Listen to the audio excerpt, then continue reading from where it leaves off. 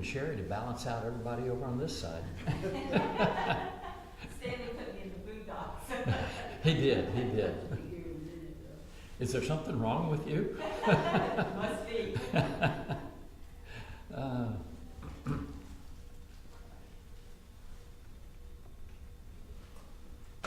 We're really trickling in slow today.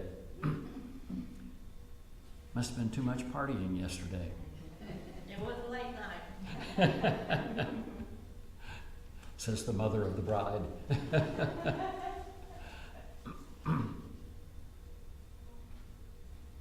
Isn't it amazing how our children can grow up and get married and get older and we don't change a bit? We're still in our 20s. At least that's our story, and we're going to stick with it. We're in Acts chapter 5.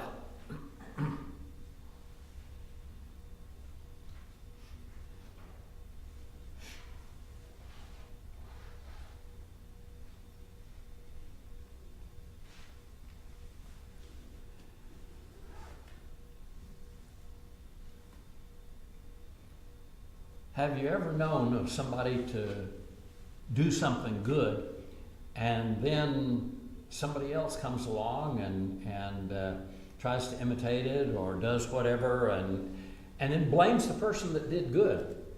It's your fault. If you hadn't done that, nobody else would have made the mistake and tried to do it. It's a funny thing in human psychology that we sometimes try to do that.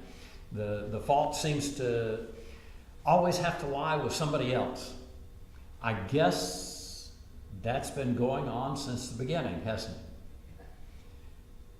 God calls Adam and Eve and asks them what happened here, and immediately their response is, "Oh, it wasn't me, it was the other one." If you remember growing up, that's what we did as kids. It wasn't me, it was my brother, my cousin, somebody else.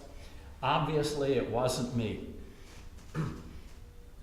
It's kind of interesting that the way this story plays out with Ananias and Sapphira, the way it's going to end when we get to today, is that there doesn't seem to be anybody blaming Barnabas or anybody else. It appears to be one of those situations where people kind of, we say it out loud occasionally. They just suck it up and take responsibility. That seems to be a hard thing for people to do a lot of times. And the responsibility begins, of course, with the story with this fellow named Joseph or Barnabas, that he gets called by the apostles. What does Barnabas mean? What are they really calling him? Son of encouragement. Anytime you see the word bar, B-A-R, that is neither a World War II weapon, nor something you go to for, I have to say that for the Army guys. They all know what a BAR is. But nor is it a place you go to have a drink. It's the Hebrew word for son. So Barnabas is being labeled in his name by basically his father's name. We tend to understand that. It just happens that my middle name is the same as my father's name. But whether that was true or not, do you know how many times and how many people growing up, especially here in the South, called me Little Paul? I mean, you can't escape it. Your child is going to be called the little version of you, especially here in the South. That just seems a popular thing to do. In the Hebrew culture, in the Jewish culture, that literally is where a lot of the names came from. Barnabas, though, is a word that also means in Greek, son of encouragement. So he's more than just the son of a particular person. But he's literally the son, the direct descendant. Remember the word son in the Greco-Roman world. Anytime you see the Apostle Paul talk about, for example, that we are all, as Christians, sons of God. Well, how come he doesn't say sons and daughters of God? Because son is the legal term for the direct descendant that is legally in the will. So it carries a lot more importance that way.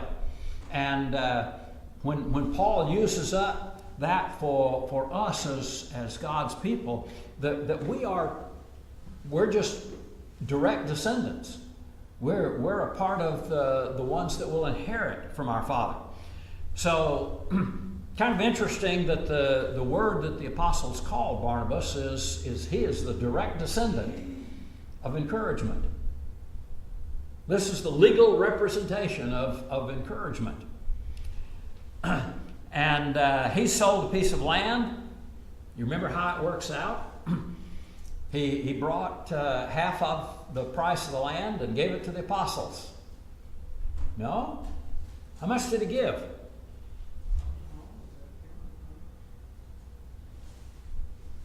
Barnabas, it appears, is a somewhat wealthy individual, but more than that, and we see his character throughout the book of Acts, Barnabas is a man that really loves the Lord. God is a priority in his life, and because of that, other people are a priority. You realize the tremendous lesson there. Do you realize how many times the Apostle Paul, in his letters to churches, would remind them about your relationship with fellow Christians? They're not just nice people that you see once a week, or once a month, or once a quarter. They are true family. They're the ones that really matter. And how often will Paul, in his letters to churches, encourage them to love the brethren, to love each other? In fact, Paul's not the only one. John kind of goes on a tirade about that subject. Peter mentions it several times. And let me just throw in one of those preacher stories here. Got to be used to that by now. Have you ever heard somebody say, well, like, I don't get along with this congregation. Okay, fine. You should go and be a part of a different congregation. At least there you can be a Christian and love those people. That's the worst advice that any ignorant person has ever given. Oh, how can you say that, preacher? Because I've actually read the New Testament. Name me a single time that anyone in the New Testament, writing to the churches, said, hey, if you can't get along with the people here at Corinth, I realize there are some pretty bad people, you go somewhere else. Never once. In fact, the only lesson that God ever teaches is, guys, grow up. Heard that sermon before, haven't we? As kids. Act right. Do the right thing. We don't like to hear that. We really like the idea of let's go somewhere else. Let's do something else. Now, granted, there are times and places, if the people there are doing the wrong thing, that you are required by God to leave and not be a part of that. The New Testament talks about that too, but that's not generally the situation. The biggest problem is we as Christians don't like getting along with each other. Kind of like little kids growing up. But it's more fun to fight with my brother. It's more fun to not get along. It's easier. Well, do you know what he did? And she said, I wonder, honestly, how often the Lord feels like picking us up by one arm and giving us a good spanking. One of the popular comments going around at the moment is, what would it be like if one of the apostles, say Paul, wrote a letter to your congregation? Would it be more like he writes to Philippi, appreciating everybody, or would it be more like to Corinth? Guys, you got to straighten up and fly right. I mean, the church at Corinth couldn't even agree what to call themselves. I'm better than Mark. I was baptized by somebody really important. And Mark was just baptized by somebody who was, a nobody. He was baptized by Peter. I was baptized by Paul. Wow. And don't get us started about his wife that was baptized by, Barnabas. Oh, nowhere near as good. And Paul laughs in the faces and spanks the congregation at Corinth and says, guys, in doing that, none of you are right. It's all about Christ. And if it's all about Christ, then it's all about us working together. And that lesson has been from the very beginning of the church, the example that was set by the apostles, doing the right thing. By the way, is it ever hard to do the right thing? Are there ever cultural difficulties that come up in the church where we have to accept other people? Can you imagine, or can you read just a little bit further in the book of Acts, past chapter 5, and just, what was it like to accept Gentiles into the church? I mean, come on. It would be okay, and by the way, synagogues did this. Jewish synagogues did this. They would accept Gentiles. They usually set up, and this gets actually mentioned in the book of Acts, a synagogue of the freedmen, a synagogue in Jerusalem of the Gentile converts. And you guys go to your church for that. You don't normally come here. We've seen the same thing in our country, in our world, in our lifetimes, haven't we? And do you suppose God's any happier at seeing us be stupid than he was at those in the first century be stupid? Church family is church family. I don't care what they look like. I mean, they can have hair on top of their head like Charles. That's really sad, because there's some handsome guys here today that don't have that problem. Oh, Stanley, you guys are outnumbered, 3-2. So obviously, the guys with the hair have to sit in the back of the building. Is that ridiculous? Absolutely. Is it ridiculous that the Gentiles should sit in the back of the building? Or, as some places in our people of a different color than we are should sit in the back of the building?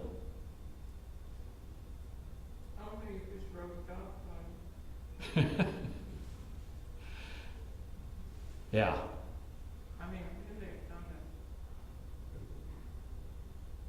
Is it still wrong? Whatever your excuse for doing the wrong thing is, I mean, we're really good at giving excuses. Remember when you were a kid and got caught doing something wrong? How well could you explain to your parents or your friends that, oh, it's okay for me to do it? It would be wrong for somebody. My brother can't possibly be allowed to do that, but it's okay for me. So here is very much the situation. You realize the Bible is not about, the New Testament and the stories of the church are not about, oh, let's read that and memorize our favorite verse. They're about lessons with practical applications for us. This guy gives a whole lot.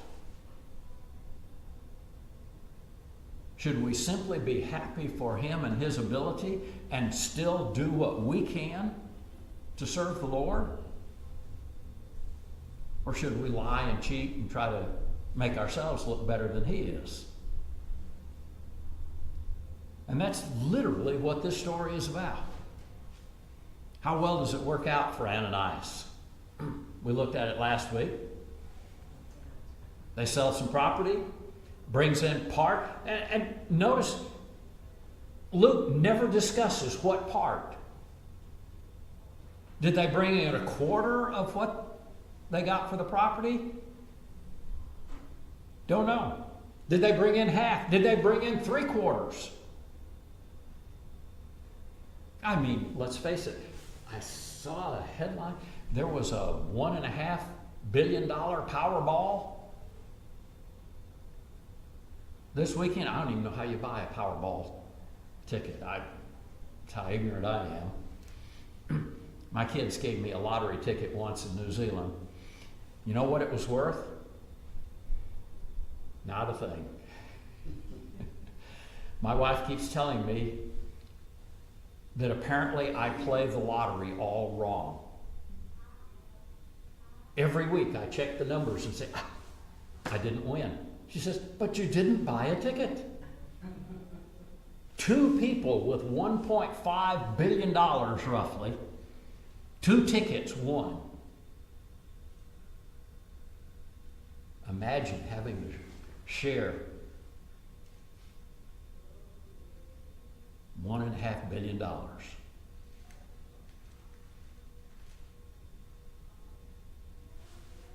Just ridiculous, isn't it? No idea how much Ananias and Sapphira got for that property. No idea how much or how little they kept back for themselves. Simply, they kept back some. The problem was what they claimed. We're like Barnabas, we're giving it all. I wonder how they knew that Barnabas had given it all. Do you suppose Barnabas spread that news? Given what you know about Barnabas, he went, aha, I gave everything I got for that property. Ha, I'm better than you guys. Nah. How do we know he gave it all? Scripture doesn't say he did. He just says he gave what he sold it. Verse 37, Acts 4:37.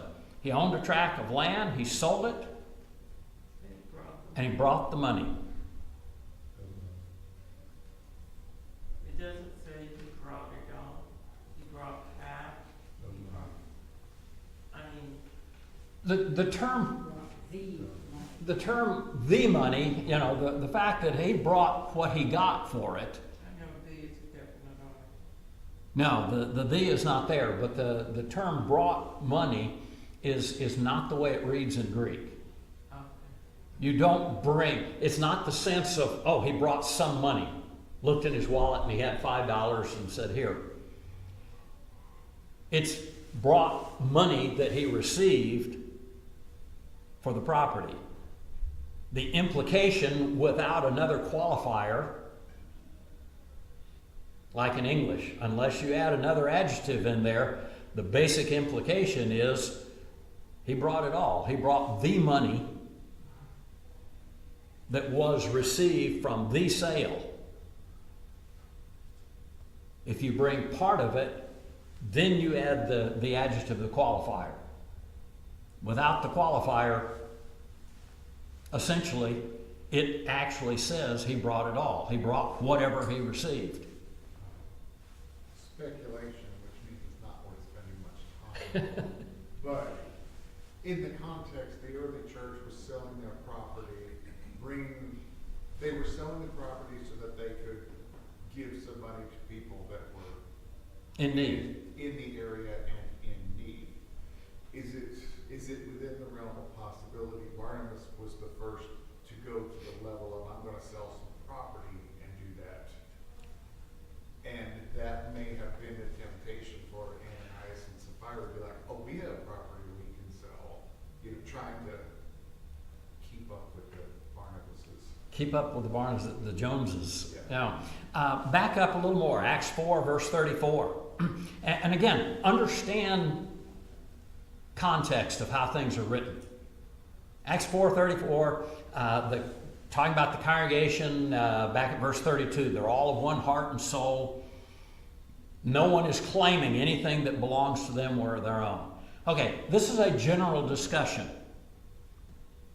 Verse 34 comes up, says there was not a needy person because those who owned land or houses would sell them and bring the proceed of the sales and lay them at the apostles. Again, somebody brings the proceed of the sales. Is there any implication in that statement that they kept back part of it for themselves? The force of that statement is they brought the whole cost. So, giving them to the apostles, now, is Joseph the first one when you get to verse 36? Well, chronologically, we've had a discussion that lots of people were doing that. But have you ever discussed anything and said, look, you know how it is. Everybody this morning is going to partake of the Lord's Supper. Okay. Is that now past tense and we no longer need to serve the Lord's Supper this morning? No.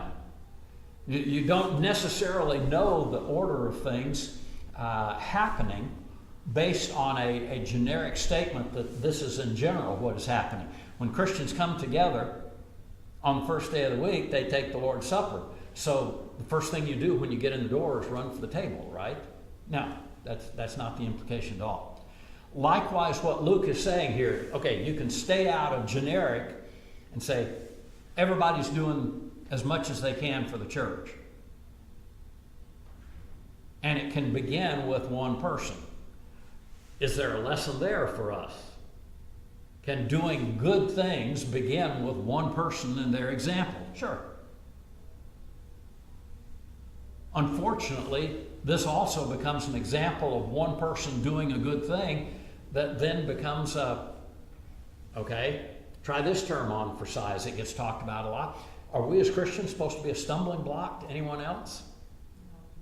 No. So obviously it's Barnabas' fault that these people sinned, right? If he hadn't have done that and been so kind and generous, then they would never have tried to look like him. Does that make your head spin just a little bit? That's the dumbest thing I ever heard. That's right. But you do understand that that's how the logic of some people's minds works. If you do something good, there's always going to be somebody that will criticize you for it. You shouldn't have done that. Okay. The problem comes in. Ananias and Sapphira, and again, notice how chapter 5 begins. Are they the second ones after Barnabas to do this? Probably not. I would suspect the way chapter 5 begins, Barnabas has done this, the generic statement is lots of Christians in the congregation are doing this, and then we come to chapter 5 and Luke says, but this couple tried to look good. Whether it was Barnabas they were trying to look good like or everybody else in the congregation. Doesn't really matter. Who do you really need to look good to as a Christian? Jesus God. No. You're supposed to impress the preacher, don't you know? I don't think so. Nah, I don't either. It's amazing how many people. And you know, one of those things. You gotta love how often a preacher will go to somebody's house and they have to dust the Bible off and set it out on the coffee table to impress the preacher. Wow, didn't know you had one. Oops, not supposed to say that out loud as preachers, are we? Maybe we should sometimes. Betty, I could see the wheels turning. Well, personally, when the day comes that I feel the need to impress any preacher, including the one in Congress, I really need to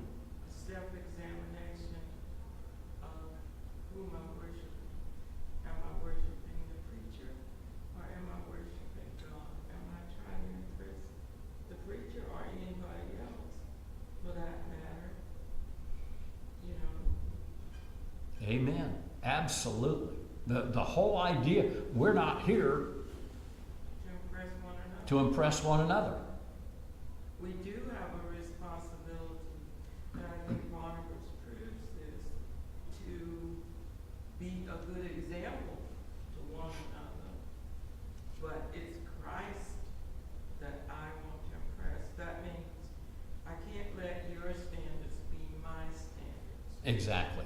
I've got to put my standards where I understand God's standards to be. I found it really interesting that we're talking about Barnabas, and we're so slack in our efforts to encourage one another, to do right, to do what's right. I don't know, sometimes I think we play judge and jury when we don't have either right. Only God can judge. Only God can judge, so I don't have to do anything to encourage. That's not the same thing at all, is it? Not at all. By the way, who do we have a responsibility to encourage?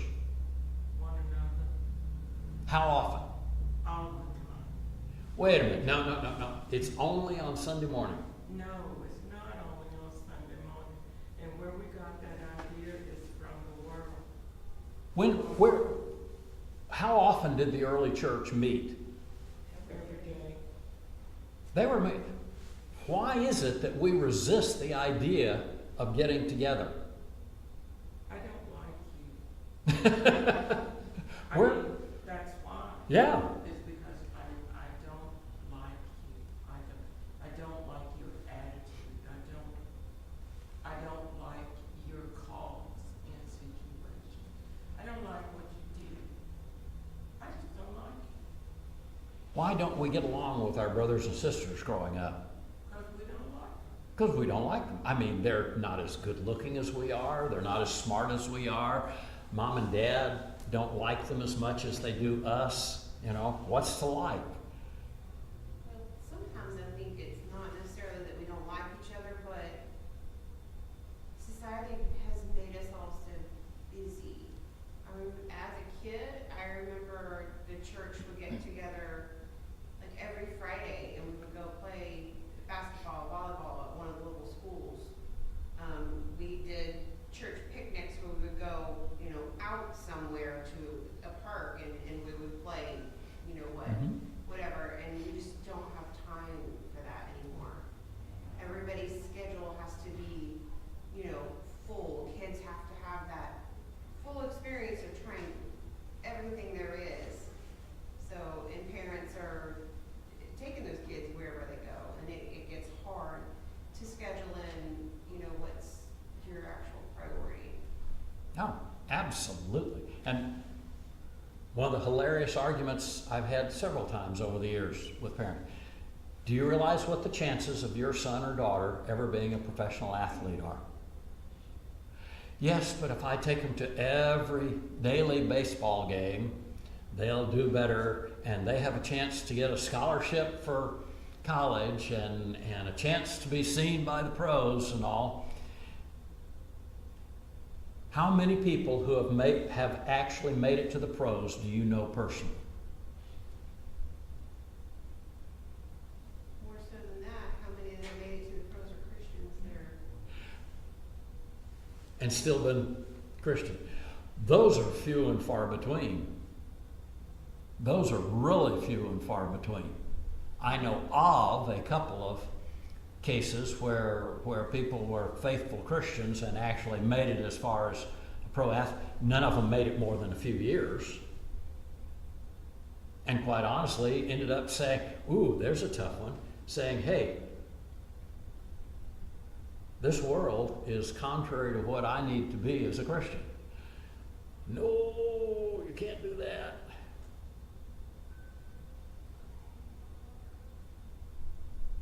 Now, I realize, it's hard to be a Christian in our world today. But it's hilarious that we read the New Testament and say, well, these people had it easy. They had nothing else to do all day long.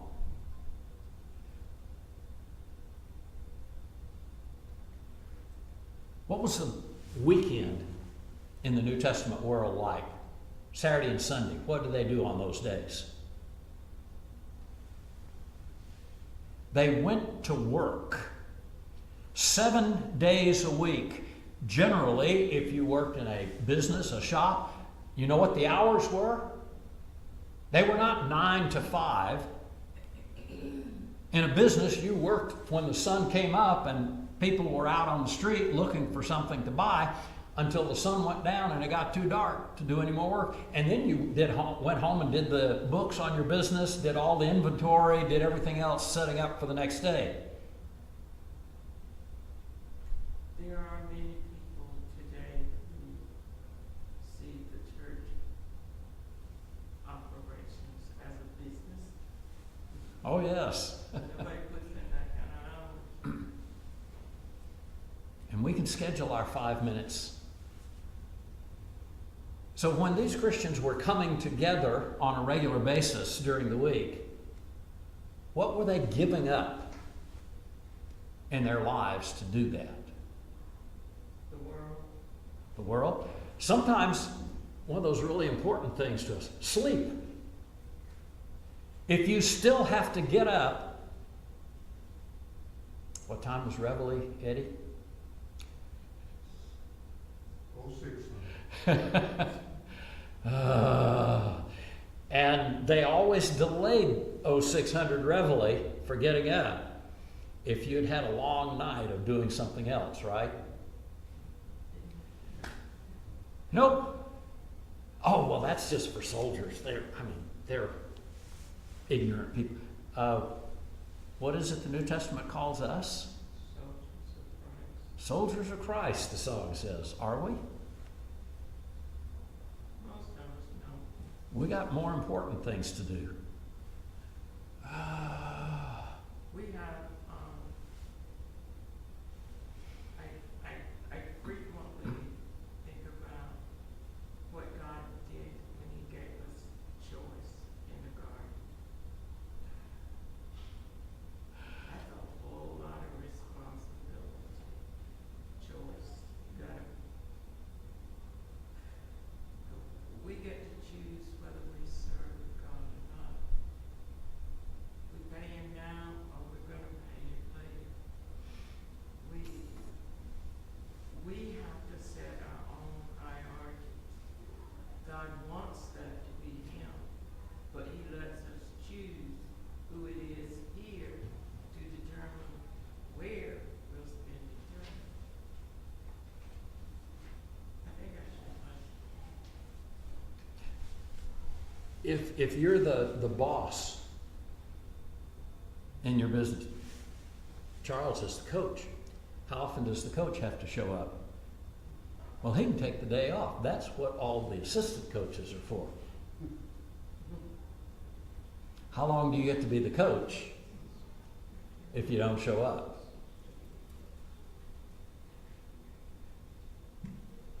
You know, there were, especially before you retired, Eddie, there were probably a whole lot of people that you outranked, that you worked with. So you didn't have to show up. You had no responsibility. That's not how it works. In fact, we usually learn real quick as we advance in anything in a job, the boss has a whole lot more responsibility than the people.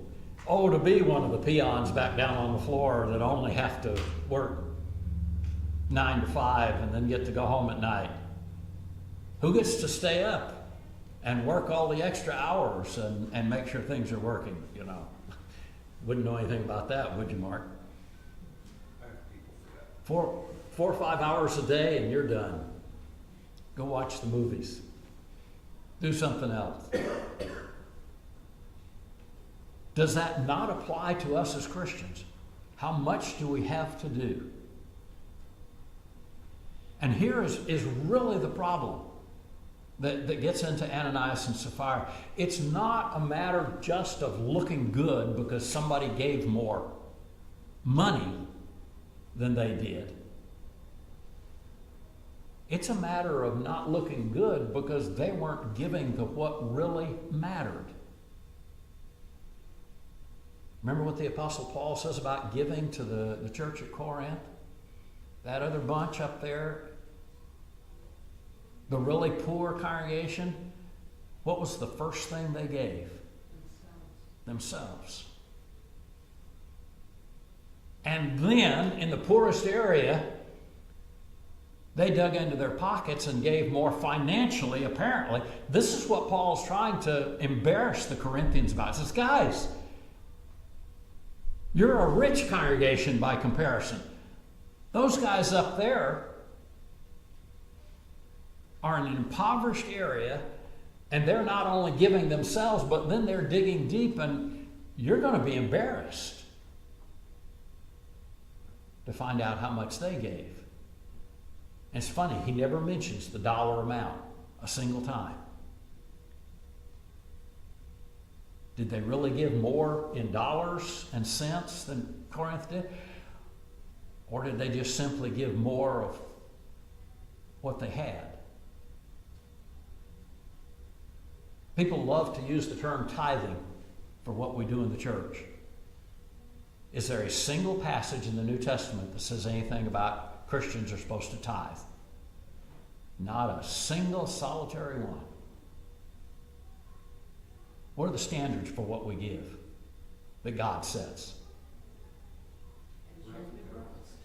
Relative to our prosperity. As we're prospered. Well, I'm sorry, I only made $5,000 this week. I wasn't prospered. I can't give anything to God. Do we use that excuse? Yes. Absolutely. What was that, Lou?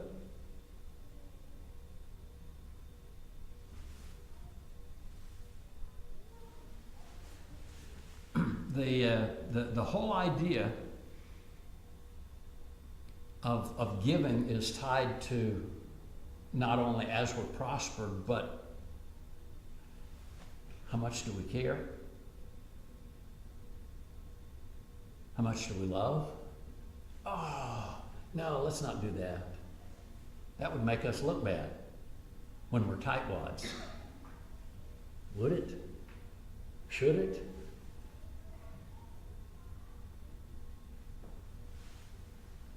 And again, it's not about you having to give this much. By the way, how much did the average Jew in the Old Testament world give? In excess of 33%. Lowest figure I have ever come up with in going back and figuring is something around 40 to 60%. And that's before taxes. That's before you paid the king his due. I mean, if you're a shepherd and you've got 100 sheep, how many do you owe the Lord?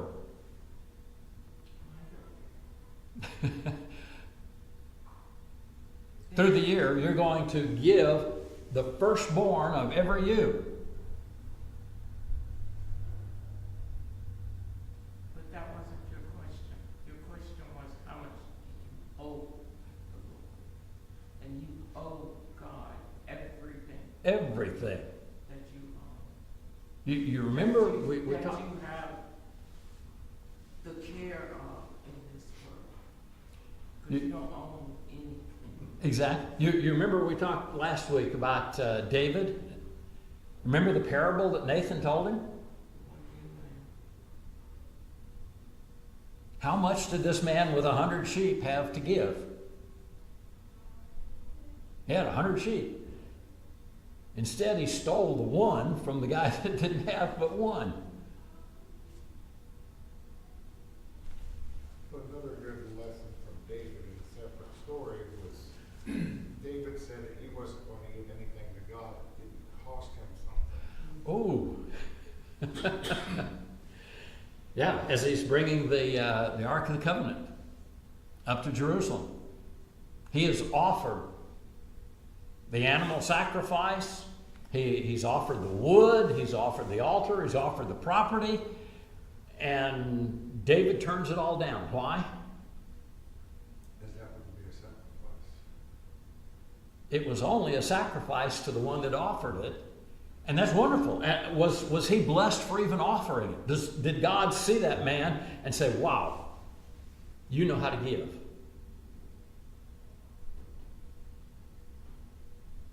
I think God knows how to judge those things. The entire picture of Ananias and Sapphira is simply the stinginess. It's wanting to look good without giving anything. And this does go along with looking good, but maybe seeing it a little bit from their perspective. We know how people in the church tend to grumble about what other people do. If you know that all of these other, Barnabas gave all of what he had, if I don't say that I'm giving all of it, people are going to be negative toward me because I should be giving everything. And they're not required to. It's that kind of a peer pressure too, that you want to look good, but not necessarily because you want to look good, but because you don't want to look bad. Don't want to look bad. Yeah. That's a very human thing. It I is. can understand that. Comparing ourselves to each other. And then, when Sapphira comes in, I know we're not there yet, but when she comes in, you want to protect your husband too. And that's, in a way, that's kind of being that submissive. It's not right, because you know that you're doing wrong against the Lord, but I see that aspect of it too. Mm-hmm. She has no idea what's happened. Unfortunately, the question that Peter immediately asks is not, did you guys do a good thing? Did you give something to the Lord? He's specific. He pins down chapter 5, verse 8. Tell me whether you sold the land for such and such a price.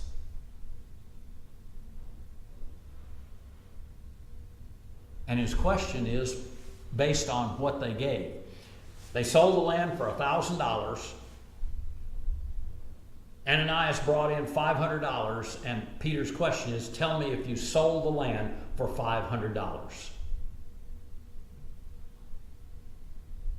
She has to tell an outright lie. Now, yes, they had discussed it before. They had plotted and planned that this was the lie they were going to tell, so that they were both on the same page. Does this picture get hilarious? Well, what gets really hilarious about it is they did sell the land for that much money. Only they sold the land For more money. than that much. Ah. So it's sometimes we try to split hairs and tell a half truth when we're actually telling a whole lie. And I mean, we can go back to Joseph and his brothers. They didn't say. They didn't tell a lie at all. No, they did. No, they didn't. They just said, is this Joseph's coat? It looks kind of like it. A lie is a deliberate attempt to deceive. And those boys deliberately trying to deceive their father. They lied. In the case of Ananias and Sapphira, she lied because, yeah, we did sell it for that much. We got that much for it. Plus, a little bit more. You know, we needed to take care of some bills And Peter's whole point is, okay, if you need to take care of the bills, all you had to do was say, okay, here, we've got this much to give. Nothing would ever have been said. Nobody would have questioned them. Peter would not have come around and said, look, Ananias, Sapphira, how come you're paying bills instead of giving this to the Lord? No, they wouldn't have asked. There would never have been a question. It was there. And do we sometimes put pressure on ourselves that isn't there? And then blame God. God asked Adam, Why did you sin? And Adam puts pressure on him. He said, I can't say that I sinned. I didn't do anything wrong. It was her. That woman you gave me. It was really your fault, not mine. I think, there I go thinking. Priorities. We have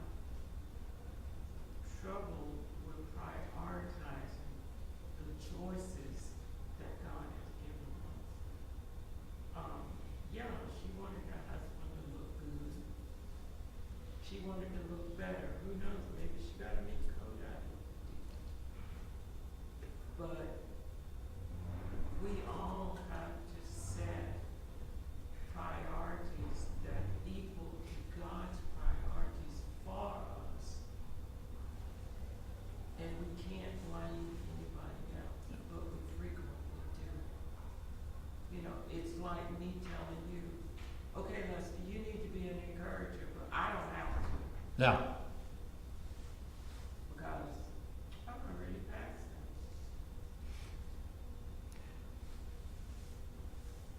We're out of time, but go ahead and read the rest of Acts 5 there and the comments that are made down to verse 14 or so. The result of this is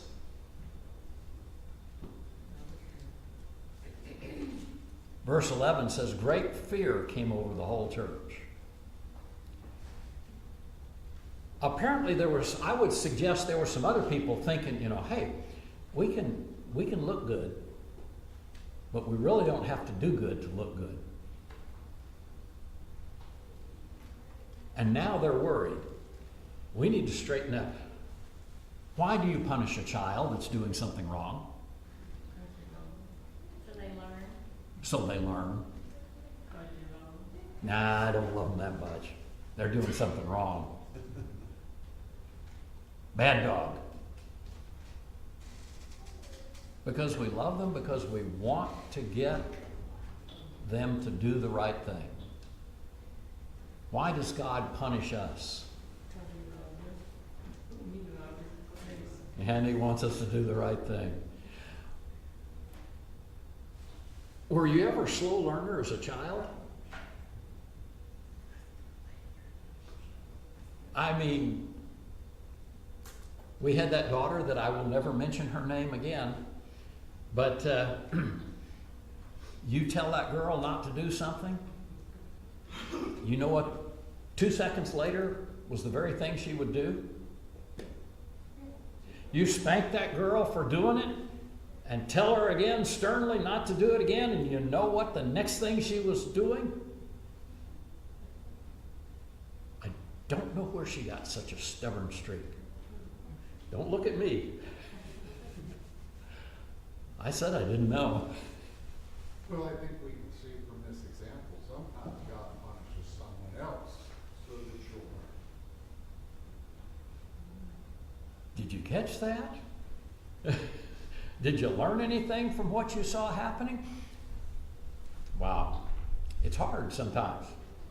Do you suppose it's hard for God? Okay, assignment time.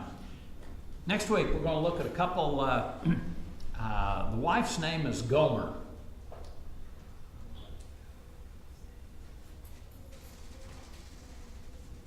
Her husband has a whole book. And it's not Homer and Gomer. It's a guy by the name of Hosea. So have a look at the book of Hosea. We'll look at them next week. Thank you.